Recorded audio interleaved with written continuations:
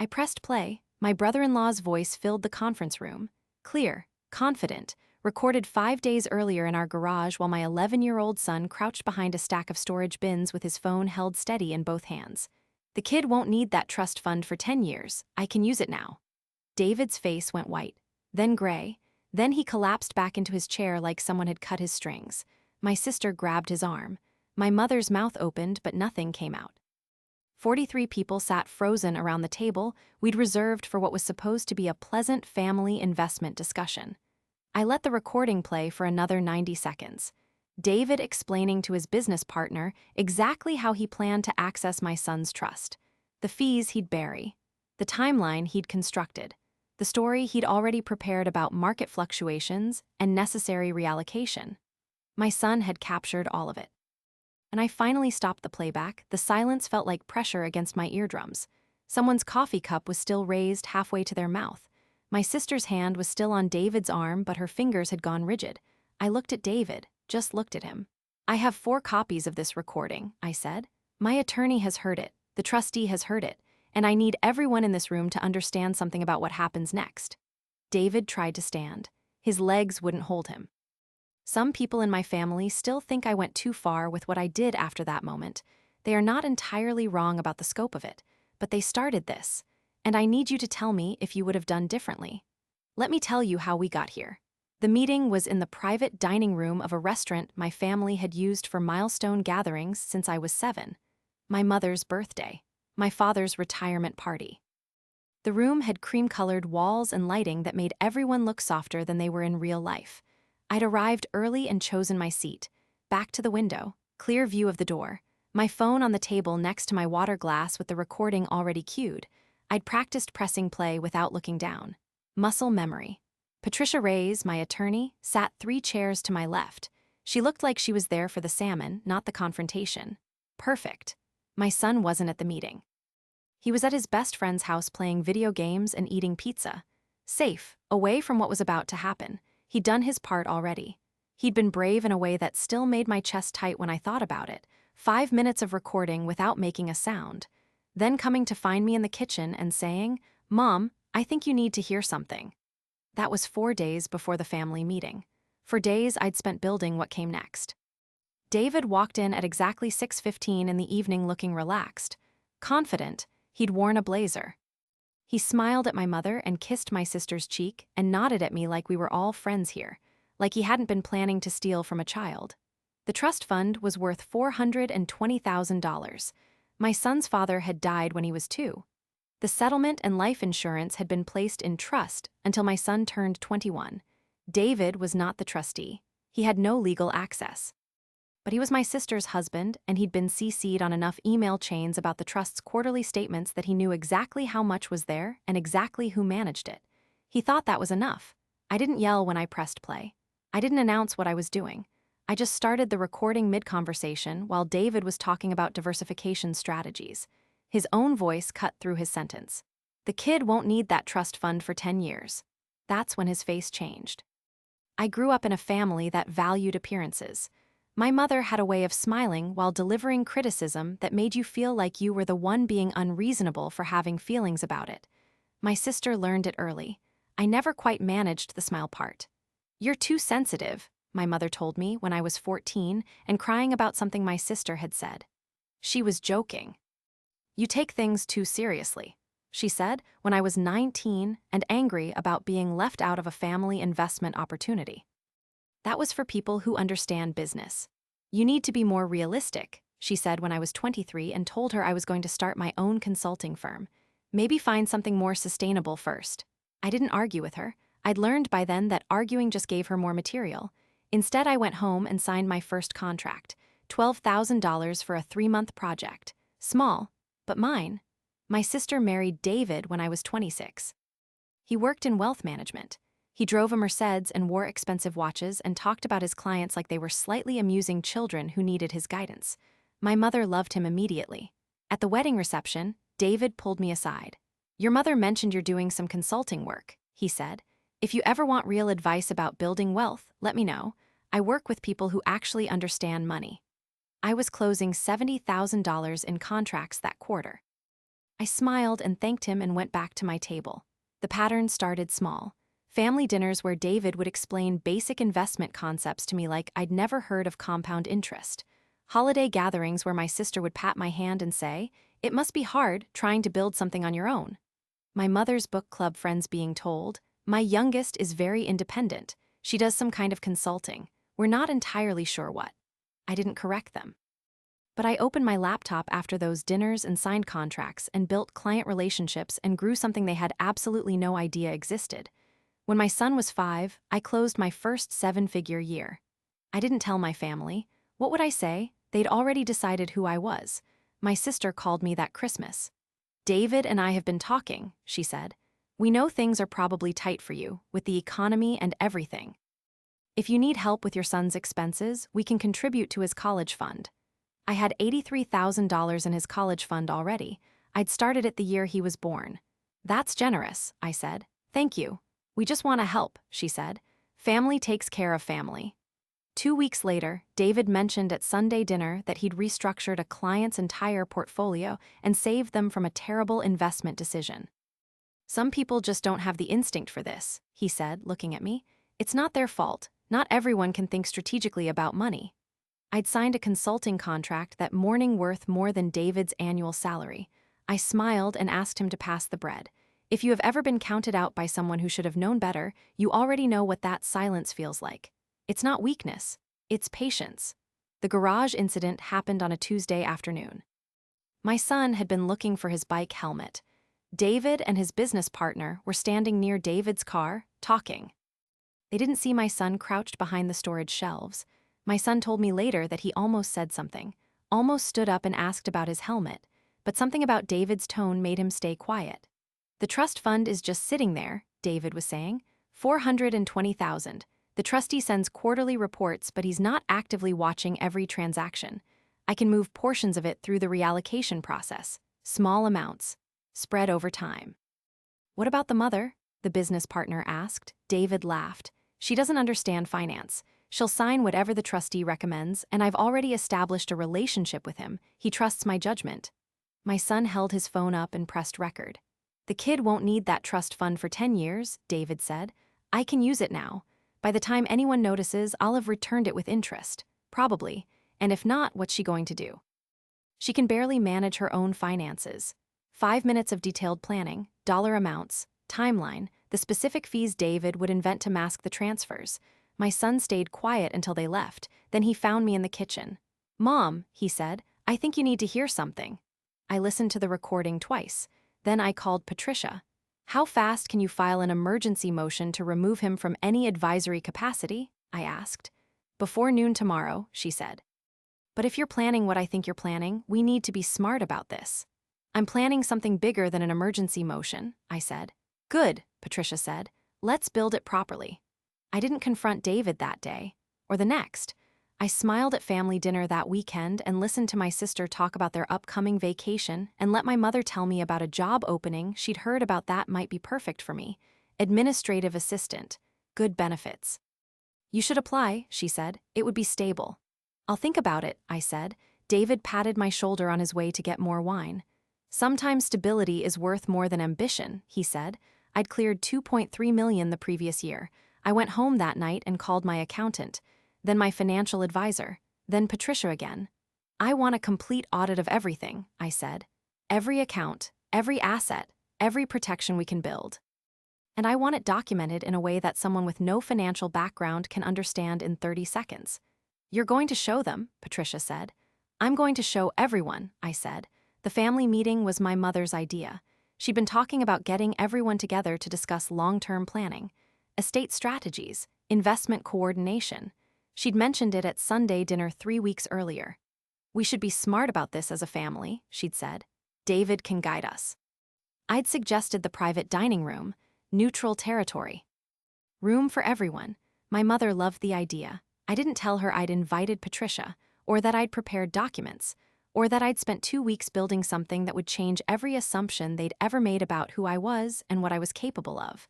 My sister called me the morning of the meeting. "I'm so glad we're doing this," she said. "David has some really good ideas about how we can all benefit from coordinated planning." "I'm sure he does," I said. "He's excited to help you especially," she said. "He knows you've been struggling." I was wearing a watch worth more than her car. I'd bought it the week before, not because I needed it, because I wanted to see if anyone noticed. No one did. Everything I had built was about to be tested in front of 43 people who had absolutely no idea it existed. The preparation started the morning after my son showed me the recording. I sat at my kitchen table with coffee and my laptop and made a list. Not a revenge list, a protection list. Everything that needed to be documented, everything that needed to be locked down, every assumption my family had made that I was going to methodically dismantle. Patricia arrived at my office at 9:30 that morning. She'd brought her senior partner. "We need to establish a timeline," Patricia told me. "If David has advisory access to anything related to your son's trust, we remove that immediately. But if you want to use this moment for something larger, we build carefully." "How large can we build?" I asked. Her senior partner smiled. It wasn't a friendly smile. It was the smile of someone who'd been waiting for a good case. "As large as you want," he offered, "but we do it correctly." I hired a forensic accountant that afternoon, not because I thought David had already stolen anything. Because I needed someone who could track every point of potential access and document every place he'd positioned himself to look helpful. The accountant's name was Michael Chen. He'd worked on 3 major embezzlement cases and had a reputation for finding things people thought they'd hidden perfectly. "Give me 72 hours, Michael stated after I'd explained the situation. "I'll map every financial connection between your family members and your son's trust." He called me back in 48. "Your brother-in-law has been CC'd on every quarterly statement for 3 years, Michael reported. "He's listed as a financial advisor on the trust's contact sheet, not a trustee, not a legal guardian, just an advisor. But the trustee has been accepting his recommendations on allocation strategies since 2023. "Can he move money?" I asked. "Not directly. But he's built enough credibility with the trustee that a reallocation request from him would likely be approved without significant scrutiny." "Would have been approved," I corrected. Past tense. I called the trustee that afternoon. His name was Robert Fairmont. He'd managed my son's trust since the settlement was finalized. Competent, careful, but he'd known David for years through professional circles and had no reason to distrust him. "I'm removing David from any advisory capacity effective immediately," I informed him. "I'm sending you a recording that explains why. After you listen to it, I need you to flag any reallocation request that comes from anyone except me or my designated attorney." Robert listened to the recording twice. Then he called me back.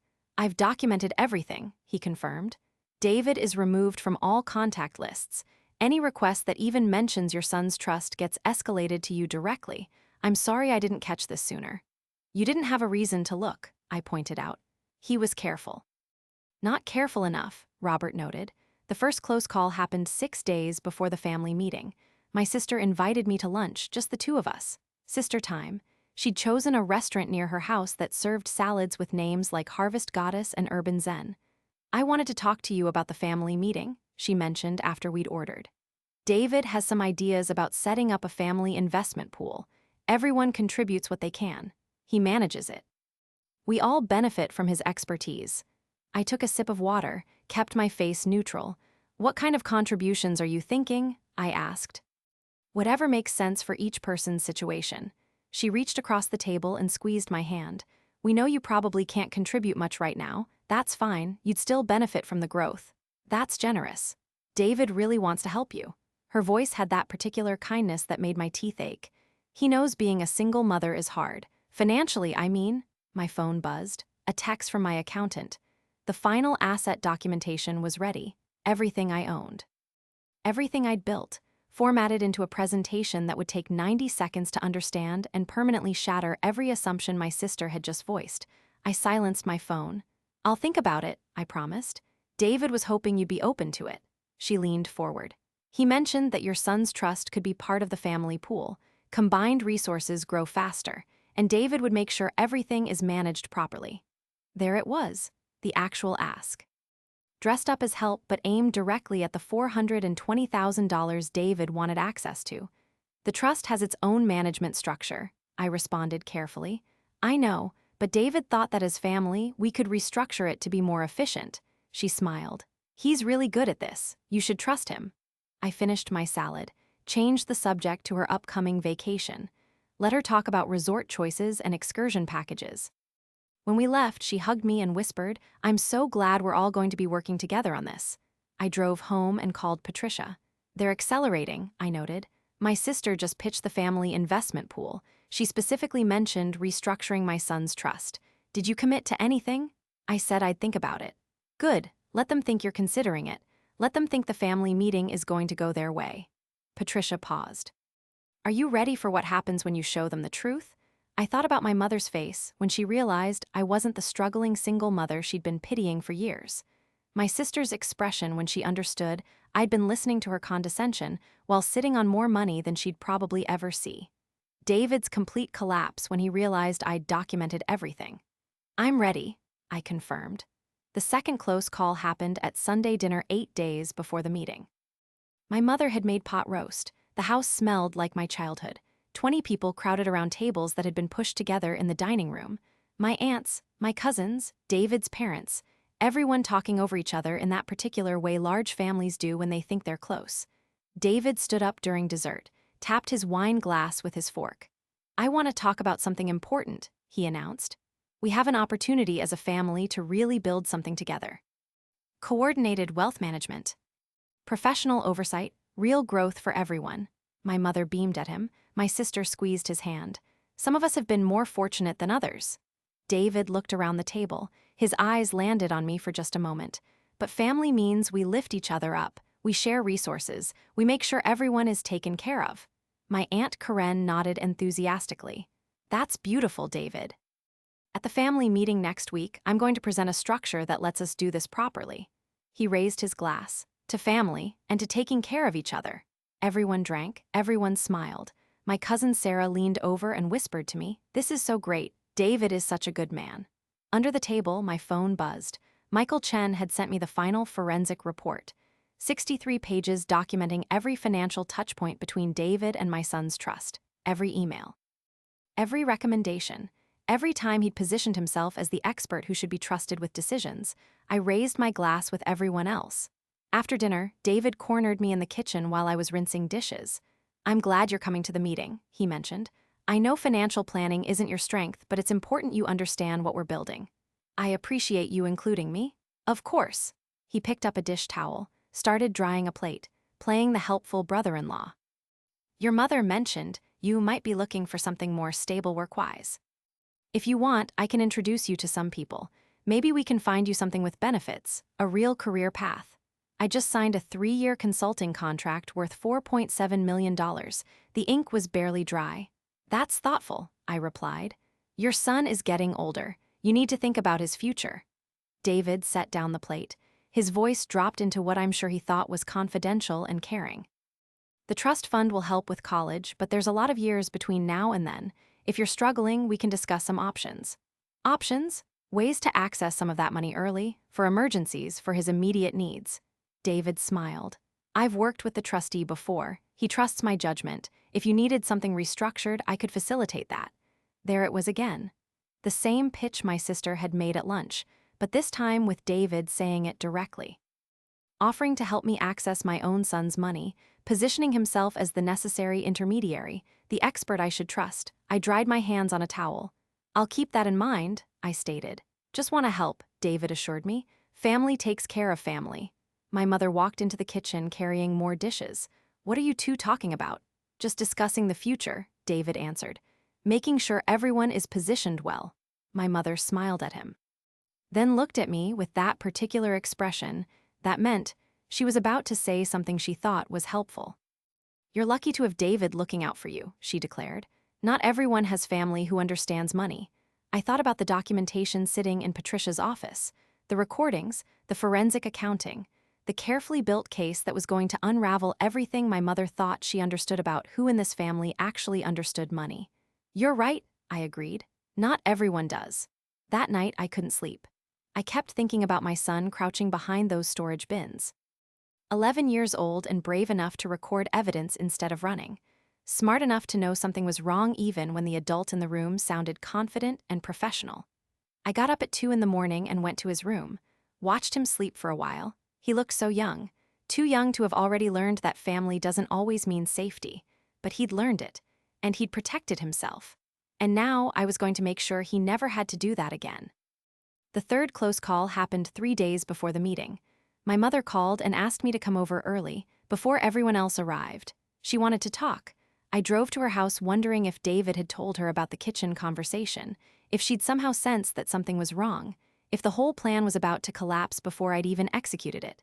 She was waiting in her living room with tea already poured. "Sit down, sweetheart," she directed. I sat. "I want to talk to you about the meeting." She handed me a cup. "I know David has been discussing the family investment structure, and I want to make sure you understand that nobody thinks less of you. Less of me, for where you are financially." She patted my hand. "You've done your best. Being a single mother is hard. Building a career on your own is hard. Nobody expects you to be where David and your sister are." I held the teacup carefully, focused on not letting my hands shake. "We just want to make sure you and your grandson are taken care of." My mother's voice was so gentle, so kind. "David can help you make better decisions about money, professional decisions, and if you need to access some of your son's trust for emergencies, we can help facilitate that too." My grandson. She'd said grandson. My son was her grandson. "The trust is for his college," I reminded her. "Of course, but college is years away, and there are needs now." She leaned forward. David explained that the trust could be managed more efficiently. Better growth, better oversight, and if you needed to borrow against it for current expenses, that could be arranged. Borrow against my son's trust fund, to cover current expenses I didn't have, for financial struggles that didn't exist. I set down the teacup. "What current expenses are you worried about?" I asked. My mother looked uncomfortable. "I just know things must be tight. You never talk about your work. You don't travel. You drive that old car." The car was 4 years old. I'd paid cash for it. I could have bought something newer, something flashier, but I'd never seen the point in broadcasting wealth to people who'd already decided I didn't have any.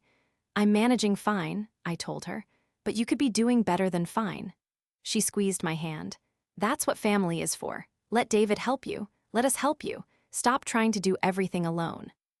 I'd been doing everything alone because every time I'd tried to share a success with my family, they'd found a way to minimize it. Every client I'd landed was just luck. Every contract I'd signed was just temporary. Every milestone I'd reached was just a fluke that wouldn't last, so I'd stopped sharing, and they'd filled in the silence with assumptions. "I'll think about it," I promised. My mother smiled, relieved. "Good, that's all we want, for you to be open to help." I left her house and sat in my car for 10 minutes before I could drive. Patricia called while I was sitting there. "The financial disclosure documents are ready," she informed me. "I've prepared 2 versions. One is a summary, 2 pages, high-level overview with the key numbers. The other is comprehensive, full asset documentation. Both versions will be available at the meeting. And the recording, queued on 3 devices. Backup and backup and backup. What happens after I play it?" Patricia was quiet for a moment. "People are going to react badly. Your sister will be humiliated. Your mother will be angry.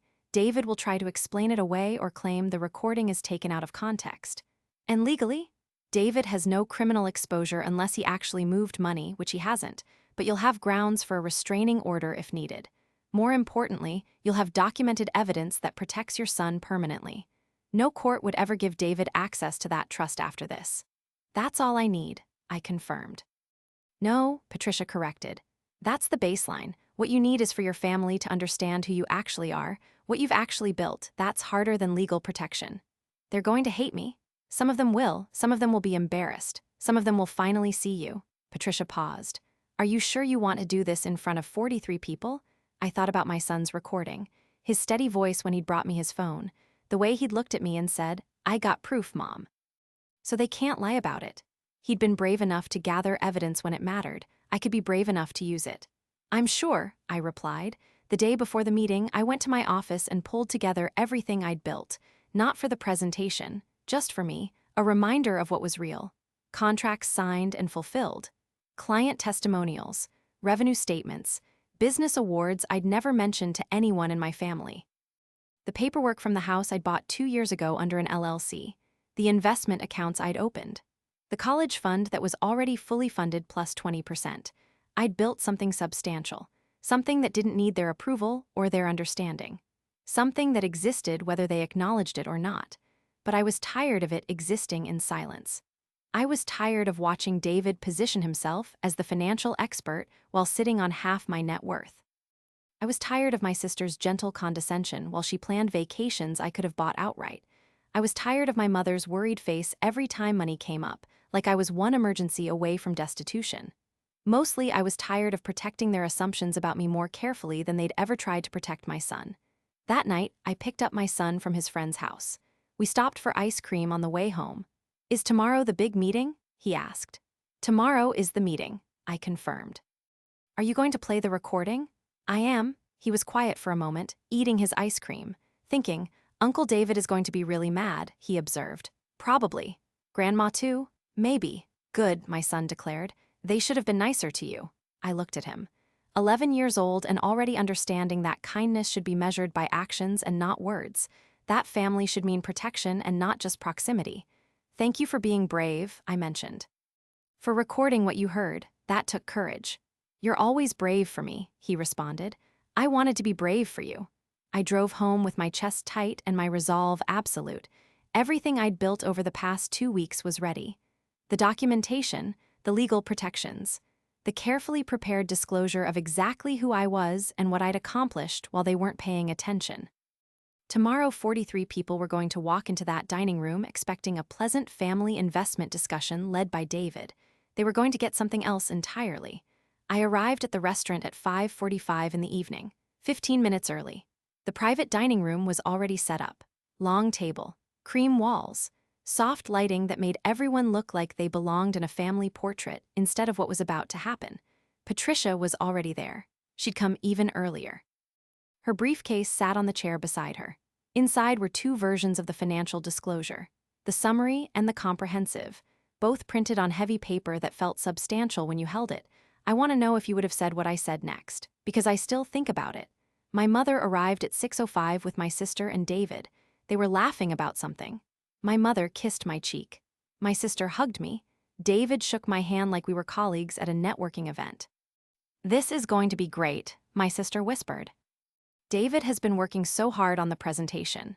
Other family members filtered in. My aunts, my cousins, David's parents, my Uncle Richard who'd made a fortune in real estate and loved to tell everyone about it. Extended family who came to these gatherings because my mother was good at making people feel obligated. 43 people total. I'd counted the RSVPs. David had prepared a slideshow. He'd brought his laptop and a small projector. He set it up at the head of the table while people found their seats and poured water and made small talk about traffic and weather and who'd brought the best dish to the last potluck. I sat in my chosen spot, back to the window, clear view of everyone, my phone on the table next to my water glass. Patricia caught my eye, raised one eyebrow slightly. "Ready?" I nodded. At 6:15 exactly, my mother tapped her glass. "Thank you all for coming," she began. "We're here because David has put together something really special. A way for our family to build wealth together, to take care of each other, to make sure everyone benefits from professional guidance." People smiled, nodded. My Aunt Karen said something about how wonderful it was to have someone like David in the family. David stood up, clicked to his first slide. Family investment structure in bold letters across the top. "I appreciate everyone taking the time," David announced. "What I want to propose is simple. We pool our resources. I provide professional management. Everyone contributes what they can. Even small amounts grow significantly with proper oversight." He clicked to the next slide. A chart showing projected growth over 10 years. Numbers that looked impressive if you didn't understand that they were based on market assumptions that might or might not hold. "Some family members are in a position to contribute more," David continued. His eyes moved around the table, landed on my Uncle Richard. On my Aunt Margaret, who'd inherited money from her first husband, on me for just a second. "Others can contribute less, but everyone benefits equally from the growth." My sister was nodding enthusiastically. My mother looked proud. "There are also existing family assets that could be folded into this structure." David clicked to another slide, trust funds and estate planning. "Resources that are currently sitting idle, managed conservatively, not optimized for growth." My cousin Sarah leaned over and whispered, "This is so smart." David talked for 12 more minutes, projected returns, tax advantages, the benefits of coordinated family wealth management. He made it sound generous, thoughtful, like he was offering to carry a burden for everyone else's benefit. I know some family members have been struggling. David's voice dropped into what I recognize now as his concerned professional tone. Single parents. People trying to build businesses without much capital. This structure would help everyone. No one would be left behind. He was looking at me when he said it. My mother reached over and squeezed my hand, encouraging, supportive, completely certain that I needed this help David was offering. So I'm proposing we start with an initial contribution phase, David wrapped up. Everyone commits what they can, and we identify existing family assets that could be restructured for better growth. He clicked to his final slide. Next steps. I've already spoken with several family members about their interest, but I wanted to present this to everyone together, because that's what family does. We include everyone. People started clapping. Actual applause. Like David had just announced he'd found a cure for something instead of pitching a plan to control other people's money. My Uncle Richard raised his hand. What kind of management fees are we talking about? David smiled. Standard industry rates. 1% of assets under management annually, very reasonable for this level of service. 1% of everyone's pooled assets, including, if David got his way, my son's $420,000 trust fund. That would be $4,200 per year, just from my son's money, more from everyone else who contributed. My sister stood up. I just want to say how grateful I am that David is willing to do this. He's so busy with his own clients. But he cares about family. More nodding, more agreement. David looked at me. I know this might seem complicated if you're not familiar with investment structures, but I'm happy to walk through it one-on-one with anyone who has questions. There it was, the assumption. The gentle condescension wrapped in an offer to help. I picked up my phone. My mother was still holding my hand. She squeezed again, smiled at me, completely convinced she was watching me receive help I desperately needed.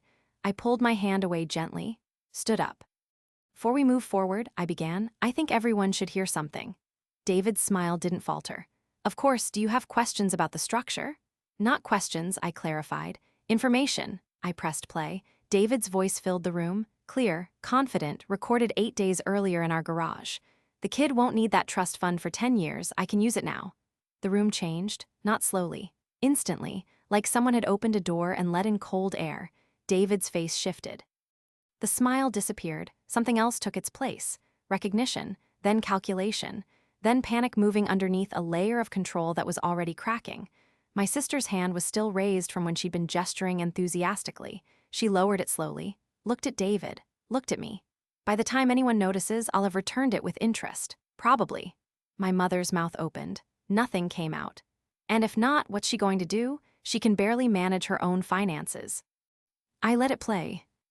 David explaining the fee structure he'd invented, the timeline, the specific reallocation requests he planned to submit to the trustee, his business partner asking questions, David answering with the kind of detail that only comes from actual planning. 5 minutes of my brother-in-law methodically outlining how he was going to steal from my son.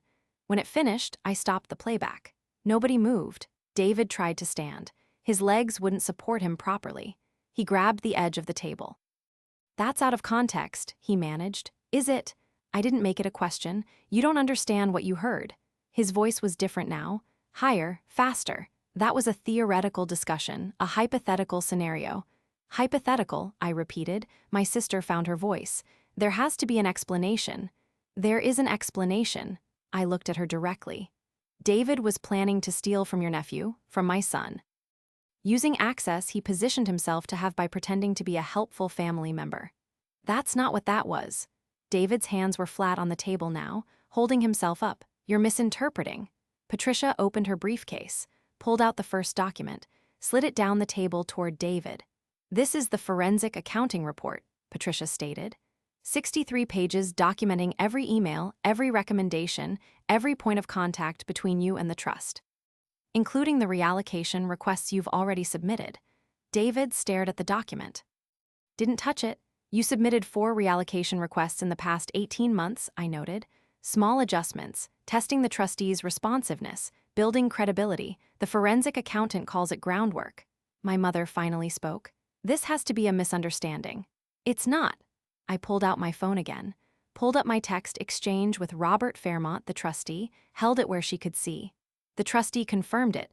David has been positioning himself for over 2 years. Why would he do that?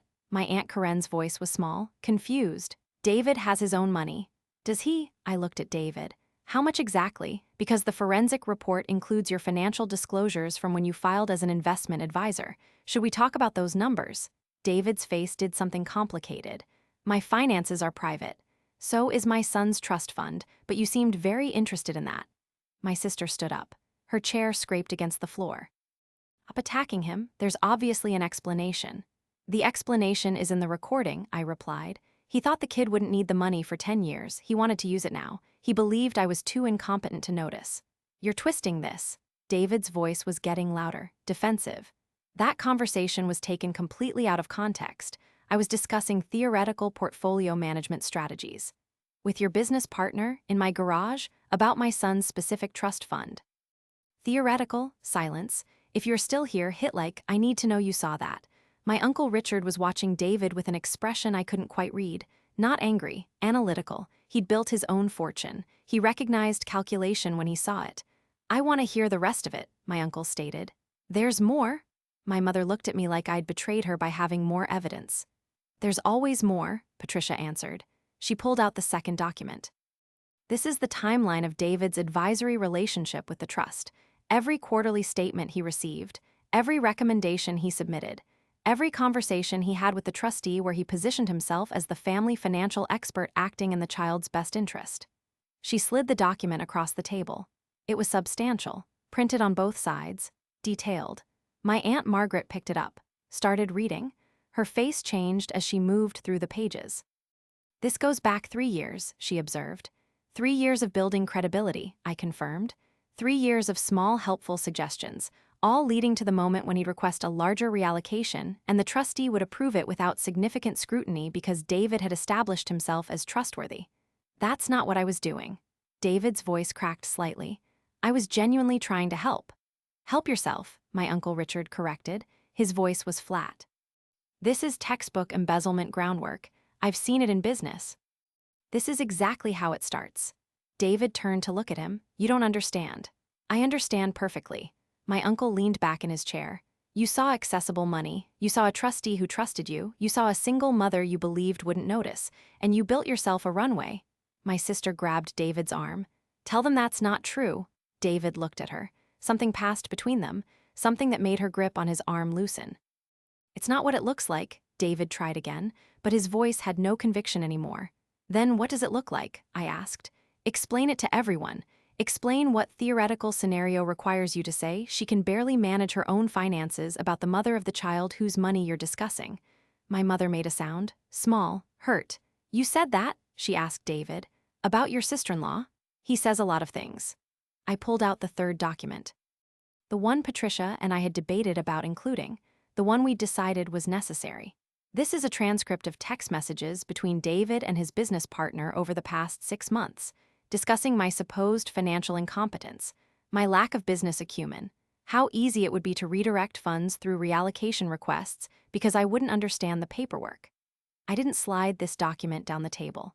I held it up so everyone could see how many pages it was. 57 text messages, I stated, all about me, all about my son's trust. All about how simple it would be to access money that didn't belong to him. My sister was crying now, quiet tears that she wasn't wiping away. David reached for her. She pulled back. I need you to understand something, David announced to the room. His voice was desperate now, reaching for authority he no longer had. This family has always helped each other. That's all I was trying to do. Help. If mistakes were made in how I communicated that, I apologize. Mistakes. My cousin Sarah's voice was sharp. You called it using the trust fund, not helping. Using. David looked at her, looked around the table at faces that were no longer sympathetic. My Aunt Margaret was still reading the timeline document. She stopped on a page. Read it twice. You recommended moving $40,000 into a high-risk growth fund last quarter, she noted. The trustee approved it based on your expertise. That was a legitimate investment strategy, David defended. The fund is managed by your business partner's firm, my aunt continued reading. Who pays commission on new investments? That's in the footnotes here. The room absorbed that information. You were already doing it, my Uncle Richard concluded. This wasn't just planning. You'd already started moving money into positions that benefited you financially. That's not accurate, David tried. The commission structure is standard industry practice. Did the trustee know your business partner would receive commission? Patricia asked. Her voice was perfectly calm, perfectly professional. Did you disclose that relationship when you made the recommendation? David didn't answer. The forensic accountant specifically flagged that transaction, Patricia continued. Among others, 4 separate recommendations over 18 months. All to funds or structures where you or your business partner had financial interest, all approved because the trustee believed you were acting in the child's best interest. My mother put her hand over her mouth. My sister stood up abruptly. Her chair fell backward. She didn't pick it up. "I need air," she whispered, and walked out. Nobody followed her. David watched her go. Something in his posture collapsed. He sat down heavily, put his head in his hands. "I have debts," he admitted quietly. "Business debts. I made investments that didn't work out. I needed capital." There it was, the truth under all the helpful family rhetoric. "So you decided to steal from an 11-year-old child," I finished for him. "I was going to replace it." His voice was muffled by his hands. "That's why I said probably. I was going to try." "Try," my mother repeated. She was looking at David like she'd never seen him before. "You were going to try to replace money you stole from your nephew." "He's not even blood family to me," David muttered. The room reacted. Sharp inhales, someone's water glass hitting the table too hard. I felt something cold move through my chest. "Say that again," I suggested. David lifted his head, realized what he'd said, tried to backtrack. "I didn't mean that the way it sounded." "You meant it exactly that way." My Uncle Richard's voice was ice. "That's why you thought it was acceptable, because he's not your blood, because his mother is just the struggling sister-in-law who doesn't matter." David opened his mouth, closed it. Nothing he could say would make it better. My Aunt Karen was crying now too. "How could you do this to a child?" "I wasn't going to hurt him." David's voice was rising again, defensive, desperate. "The money would have been there when he needed it. I was just using it temporarily. People do this all the time. It's called liquidity management." "People don't do this," my uncle corrected. "Thieves do this." "I'm not a thief." David stood up fast enough that his chair fell too. "I made a mistake in judgment. I was under financial pressure, but I'm not a criminal." "You recorded yourself planning to commit a crime," Patricia pointed out.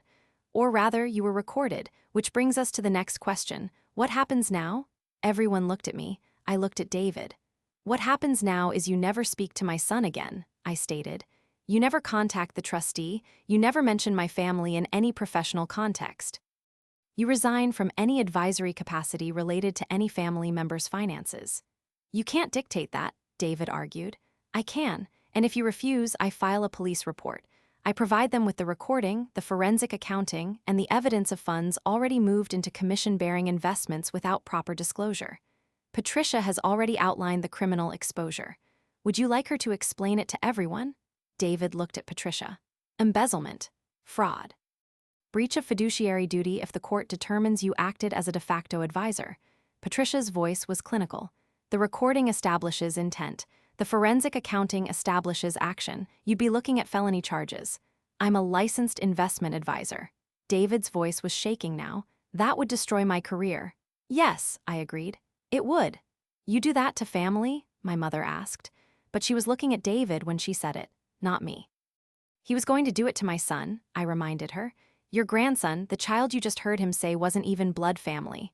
My mother closed her eyes. David was breathing hard, looking around the table for support he wasn't going to find. "There's one more thing everyone should know," I mentioned. My mother's eyes opened. "What else could there possibly be?" I looked at Patricia. She pulled out the final document, the 2-page summary. "This is a financial disclosure," I explained. "My financial disclosure. What I've actually built over the past 8 years while everyone assumed I was struggling." Patricia handed the summary to my mother first. My mother looked at the first page. Her expression froze. "This can't be right," she whispered. "It's right," I confirmed.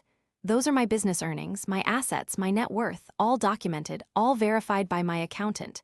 My Aunt Margaret took the page from my mother's hand. "Read it." Her eyebrows went up. "You're a millionaire," she stated. "Yes." "Several times over," my aunt continued reading. "Yes." The document made its way around the table. Different reactions. Shock, confusion. My cousin Sarah actually laughed. A short, surprised sound. My Uncle Richard looked at the numbers, looked at me. "Why didn't you say anything?" "Would you have believed me?" I asked. "Or would you have assumed I was exaggerating, trying to seem more successful than I was?" He didn't answer. We both knew what the answer was. I built my consulting firm from nothing, I stated to the room. I signed my first contract the same week my mother told me to find something more sustainable. I cleared 6 figures my second year, 7 figures 3 years ago. I own my house outright. My son's college fund is fully funded with 20% overage, and I've never needed David's help with anything except apparently protecting my child from theft. My mother was staring at the document in her hands. You let us think you were struggling. You assumed I was struggling, I corrected. I stopped correcting you because every time I shared a success, you found a way to minimize it, so I stopped sharing. We were trying to help you. My mother's voice was small. Were you? Or were you trying to help yourselves feel superior? I looked around the table. David wasn't the only one who made assumptions. He was just the only one who decided to profit from them. Silence again, but different this time. Uncomfortable, people looking at their hands, at the table, anywhere but at me. I had one more thing to say. My son is 11 years old. He was in our garage looking for his bike helmet when he overheard David planning to steal from him. And instead of panicking, instead of running to find me immediately, he pulled out his phone and recorded evidence, because he knew that without proof, it would be his word against an adult's. A respected adult. A family member everyone trusted. I let that settle. He knew that at 11, he knew he needed proof to be believed. That's what this family taught him. That's the environment you all created by spending years dismissing me while believing David without question. My mother made a sound, started to speak, stopped. So what happens now is this, I continued. David signs a document agreeing to zero contact with my son and zero involvement in any family financial matters. He makes a formal disclosure to the trustee about the commission-bearing recommendations, and he leaves this family meeting and doesn't come back. You're excluding him from the family? My sister had returned. She was standing in the doorway. Her eyes were red. I'm protecting my child, I replied. David can make his own choices about what he does next, but he doesn't get access to my son. Not now, not ever. He's my husband. Her voice broke on the last word. Then you have decisions to make, I stated quietly. But they're your decisions, not mine. I'm done making myself smaller so other people can feel bigger.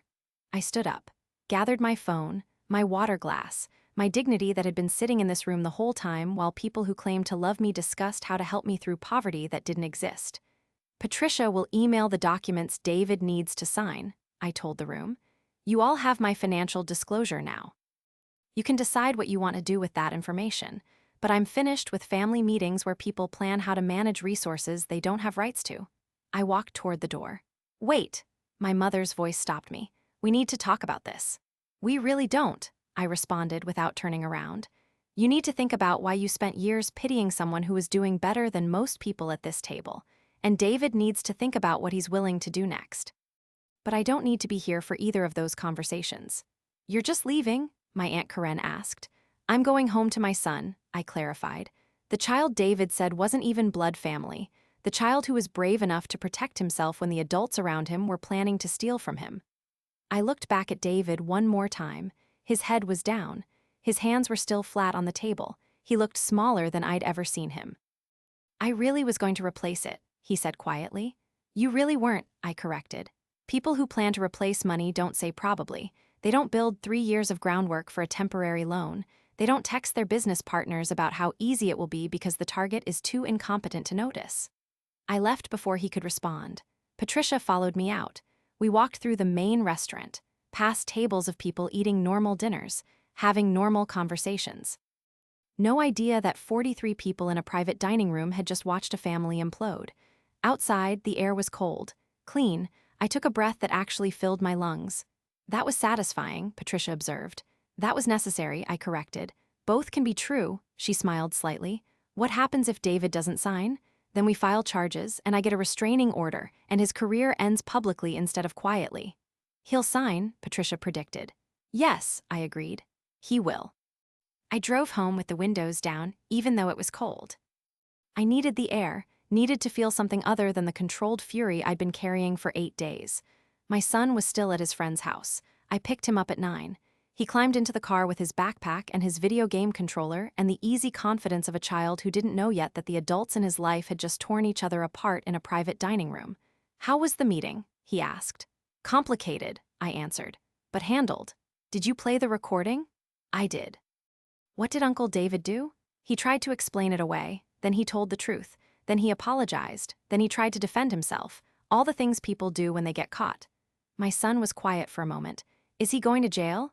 No, but he's going to sign papers saying he can never contact you again, and he's going to lose the family's trust, which for someone like David is probably worse than jail. Good, my son declared. He was mean to you, even before the trust fund thing. He was always mean to you. I glanced at him. 11 years old and already seeing what the adults had spent years pretending wasn't happening. You're right, I acknowledged. He was. Are Grandma and Aunt Lisa mad at you? He asked. Probably, but they'll get over it, or they won't. Either way, we're fine. Because you're secretly rich, my son noted. There was something like pride in his voice. Not secretly anymore, I pointed out. I told everyone tonight. How much? Enough that you never have to worry about your college fund or anything else. He grinned. That's cool. We stopped for ice cream again even though we'd had it the night before. Sat in the parking lot with our windows down and our emergency celebration Sundays and talked about his day and his video games and everything except family drama. When we got home, my phone had 17 messages. My mother, my sister, 3 different cousins, my Aunt Margaret. Patricia with a one-line update that David had already contacted her about signing the documents. I read them later, after my son was asleep. After I'd changed into comfortable clothes and made tea and sat in my living room in the house I'd bought with money my family didn't know I had. My mother's message was long, confused, hurt, asking why I'd never told her, asking how I could keep secrets like that. Asking what she was supposed to do now with the information that her daughter was financially successful and hadn't needed help for nearly a decade. My sister's message was shorter, angry, accusing me of humiliating her husband, of destroying her marriage, of making a scene for attention. My Aunt Margaret's message was different. I'm proud of you, and I'm sorry we didn't see you, that's on us. I responded to my aunt, thanked her for the message, told the others I'd respond when I was ready. Patricia called at 10:15. David signed everything, she informed me. Electronic signature, legally binding. He's officially barred from contact with your son and removed from any advisory capacity. That was fast. He's scared, he should be. His business partner already knows something happened. Word is going to spread in their professional circles. David's reputation is significantly damaged even without criminal charges. Good, I stated. Your mother called me, Patricia mentioned. 3 times. What did she want? To understand. To know if the financial disclosure was accurate, to ask if there was any way to fix this privately. What did you tell her? That the disclosure is accurate, that David made his own choices, and that private was over the moment he decided to plan a crime in a garage where a child could overhear him. I smiled despite everything. Thank you. One more thing, Patricia added. Your Uncle Richard called too. He wants to discuss investment opportunities. Apparently now that he knows you're a serious businesswoman, he sees potential for partnership. Of course he does, I muttered. People see what they want to see, Patricia observed. Until they can't anymore. You made sure they can't anymore. That takes courage. After we hung up, I sat with my tea in my quiet house and thought about my son recording evidence in a garage, about playing that recording in front of 43 people. About my mother's face when she realized I'd been financially independent for years, while she worried about me. About David's voice cracking when he admitted he had debts and needed capital. I thought about whether I'd gone too far, whether exposing everything in front of the whole family was necessary or just satisfying, whether humiliation was justice or just revenge. My mother says I owe her an apology. My sister says I destroyed her marriage for pride. My Aunt Margaret says I did what I had to do. Did I go too far or not far enough? Tell me in the comments. 3 days after the family meeting, my sister filed for separation. I heard about it from my Aunt Margaret. She called me on a Thursday afternoon while I was between client calls. Lisa moved out, my aunt informed me. She's staying with your mother temporarily. David is still in their house, but apparently that's going to be sold. The lawyers are already involved. That was fast, I observed. She's humiliated. Everyone knows what happened. David's business partner terminated their arrangement. Something about ethics violations and reputation damage. David is scrambling to keep his remaining clients. I didn't feel satisfaction hearing that. I didn't feel much of anything except tired. How is my mother handling it? I asked. Badly. She keeps saying there must have been a way to handle this privately, that you didn't need to expose everything in front of the whole family. There wasn't a private way, I responded. David built his plan around the assumption that I'd be too embarrassed or too incompetent to fight back publicly. Privacy was part of his strategy. My aunt was quiet for a moment. Your mother wants to talk to you. I know. She's called 6 times. I'm not ready yet. She's your mother. And I'm her daughter who she spent years pitying while I was actually successful. We both need time to process that. 4 days after the meeting, Patricia called with an update. The trustee completed a full audit of your son's trust, she reported. David's commission-bearing recommendations resulted in approximately $11,000 in fees that benefited his business partner's firm. The trustee is reversing those transactions and returning the trust to its original allocation strategy. 11,000, I repeated. Not the full amount David was planning to take, but enough to show he'd already started. The trustee is filing a formal complaint with the state licensing board. David's investment advisor license is under review. Will he lose it? Almost certainly. Undisclosed conflicts of interest, breach of fiduciary duty, evidence of planning additional violations. The board doesn't look kindly on recorded confessions of intent to commit fraud. David's career was ending, not because I'd filed criminal charges. Because I'd created a situation where the truth came out and professionals who regulated his industry had to respond. There's one more thing, Patricia continued. Your sister contacted my office. She wants to know if you'll agree to mediation, family mediation, with a professional counselor. For what purpose? She didn't specify, but I suspect she wants an apology, or an explanation, or some kind of reconciliation that makes her feel better about what happened. I thought about my sister patting my hand at lunch, telling me David wanted to help me, suggesting my son's trust fund be folded into a family investment pool. All while genuinely believing she was being generous. Tell her I'll think about it, I responded, but not yet, and maybe not ever. 1 week after the meeting, I took my son to his favorite restaurant, just the two of us. We ordered too much food and talked about his upcoming science fair project and whether he should try out for the soccer team. Grandma called me yesterday, he mentioned between bites of his burger. I set down my fork. What did she say? She asked if I was okay. If I understood what happened at the family meeting, he shrugged. I told her I understood that Uncle David tried to steal from me and you stopped him. She got quiet after that. How do you feel about everything? I asked. He considered the question seriously.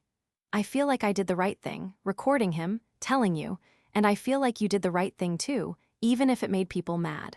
Even though it meant your aunt and uncle are getting divorced. They're getting divorced because Uncle David is a thief, my son corrected. Not because you told people about it. That's what my friend's mom said when I told her what happened. She said the person who does the bad thing is responsible for the consequences, not the person who tells the truth. Smart kid, smarter than most of the adults in our family. Are we still going to see Grandma? He asked. Eventually, when she's ready to see us as we actually are instead of who she assumed we were. And Aunt Lisa? I don't know yet, I admitted. That's more complicated. Because she picked Uncle David?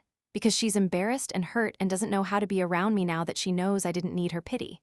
My son nodded like that made sense. People are weird about money. Yes, I agreed. They really are. 2 weeks after the meeting, my mother finally came to my house. I saw her car pull up through the front window, watched her sit in the driveway for a full 3 minutes before getting out. She looked smaller somehow, older. I opened the door before she knocked. Can I come in? She asked. Yes. We sat in my living room, the one I'd furnished with money she didn't know I had. She looked around like she was seeing it for the first time even though she'd been here dozens of times before. This is a beautiful house, she observed. Thank you. You bought it outright, no mortgage, that's what Margaret told me. That's correct. My mother's hands twisted in her lap. Why didn't you tell me any of it, the business, the money? How well you were doing. I did tell you, I reminded her gently. When I signed my first big contract, I told you I'd closed a major deal. You told me not to count on it lasting. When I hit 6 figures, I mentioned I'd had a good year. You suggested I save it because consulting was unstable. After a while, I stopped trying to share because you'd already decided what my life looked like. I was trying to protect you. From what? Success? Confidence. The possibility that I might actually be competent? From disappointment, her voice cracked. Your father and I struggled so much when you were young, I didn't want you to get your hopes up about things that might not work out. So you assumed they wouldn't work out, even when they already had. She didn't answer that. David is losing his license, she said instead. Lisa is destroyed. The family is talking about nothing else. And you're here in your beautiful house with your successful business like none of it touches you. It touches me, I corrected. I'm furious that my brother-in-law planned to steal from my child. I'm hurt that my family spent years pitying me while I was actually doing well. I'm exhausted from defending decisions I made to protect my son, but I'm not sorry I told the truth. You humiliated David in front of everyone. David humiliated himself. I just played the recording. My mother looked at me for a long moment. You've changed. No, I disagreed. You're just seeing me clearly for the first time. She started crying then, quiet tears that she wiped away quickly like she was embarrassed by them. I don't know how to fix this, she admitted. Maybe you don't fix it, I suggested. Maybe you just accept that I'm not who you thought I was, and I accept that you made assumptions that hurt both of us, and we decide whether we want to build something different going forward. Do you want that? She asked. To build something different. I want a relationship with my mother where she sees me as capable, I stated, where she doesn't assume I need rescue, where she asks me about my life instead of deciding what it must be like. I don't know if you want that. I do, she said it quickly, earnestly. I do want that. Then start by believing me when I tell you I'm fine, that I've been fine, that I built something real and substantial, and I did it while you weren't looking because you'd already decided I couldn't. My mother nodded. Wiped her eyes again. Can I see him, your son, my grandson? Not today, I replied. He's processing a lot, he needs time. But eventually, when he's ready, when you're ready to see him as a brave kid who protected himself instead of a victim who needs you to fix things. She stood up, smoothed her skirt. I should go. I walked her to the door. Your sister wants to talk to you too, my mother mentioned at the threshold. She's very angry. She can be angry, that's her choice. But I'm not apologizing for protecting my son. She thinks you wanted this to happen, that you were waiting for David to make a mistake so you could prove something. I was waiting for nothing, I corrected. I was building a business and raising my child and living my life. David made his own choices. I just made sure there were consequences. My mother left. I watched her drive away. Felt something settle in my chest. Not resolution exactly, but clarity. 3 weeks after the family meeting, David's investment advisor license was formally revoked. Patricia sent me the official notification: professional misconduct, undisclosed conflicts of interest, evidence of planned fiduciary violations. The state board had acted faster than expected. He's done in this industry, Patricia noted when she called. He might be able to work in an unlicensed capacity eventually, but his reputation is destroyed. No legitimate firm will hire him. What about the house? I asked. The one he and my sister owned? In the divorce proceedings now, likely to be sold, they have significant debt. Apparently David's business debts were larger than your sister knew. She's discovering a lot of financial problems she wasn't aware of. My sister called me that afternoon, first time since the family meeting. I hope you're happy, she opened with. No greeting, no preamble. I'm not happy, I responded honestly. I'm relieved my son is protected. I'm not happy about any of this. David lost his license. We're losing the house. I'm living with Mom. My marriage is over. Her voice was shaking. All because you decided to humiliate him in front of everyone. All because David decided to steal from a child, I corrected. I didn't make him do that. I didn't make him build a 3-year plan to access money that wasn't his. I didn't make him text his business partner about how easy it would be because I was too stupid to notice. He made a mistake. He made a calculated series of choices. There's a difference. She was crying now. I could hear it in her breathing. I needed you to support me, she managed, and instead you destroyed everything. You needed me to stay quiet while your husband stole from my son, I stated. I chose my child over your comfort. I'll make that choice every time. We're sisters. We are, but that doesn't mean I set myself on fire to keep you warm. Especially when you spent years assuming I needed your pity.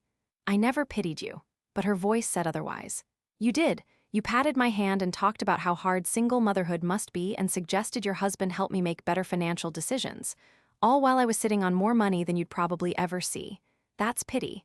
Condescending, assumptions-based pity. Silence on the line. I can't forgive you for this, she finally said. Then don't, I replied. But understand that I don't need your forgiveness. I need you to acknowledge what David actually did, and what you would have done if you'd known. Would you have stopped him, or would you have convinced yourself it was helping? She hung up without answering. I stood in my kitchen with my phone in my hand and felt nothing but tired. 6 weeks after the family meeting, my son came home from school with a permission slip for a field trip. We're going to the Science Museum, he announced. Can I go? Of course. It's $47 for admission and lunch and the bus. He handed me the form. Is that okay? I looked at my son, 11 years old, asking permission for a $47 field trip, while having a $420,000 trust fund that was now protected and growing under proper management. It's more than okay, I assured him. Did you have fun at school today? Yeah, we're starting a unit on space. Mr. Peterson said we might build model rockets. Normal kid things, normal conversations, no more worry about adults plotting to take his money, no more recordings needed, just science class and field trips and model rockets. That night after he was asleep, I sat in my office and looked at my business accounts, my client list, the contracts I had scheduled through the next 18 months. I'd built something real, something that existed independent of my family's acknowledgement. Something that protected my son and gave us choices and proved that every assumption they'd made about me was wrong. My mother had called twice more since our conversation, left voicemails asking if we could have dinner, if my son could come visit, if there was a path forward. I'd respond eventually, when I was ready, when she'd had enough time to actually process what had happened instead of just trying to make it comfortable again. My sister hadn't called back. My Aunt Margaret said she was seeing a therapist, working through a lot of feelings about her marriage and her assumptions and what she'd been willing to overlook. David had moved out of their house last week, rented a small apartment across town. His business partner had hired a lawyer. Apparently there were financial irregularities beyond just my son's trust fund. Things were getting complicated for him professionally and legally. I didn't track it closely. Wasn't my job to monitor David's consequences.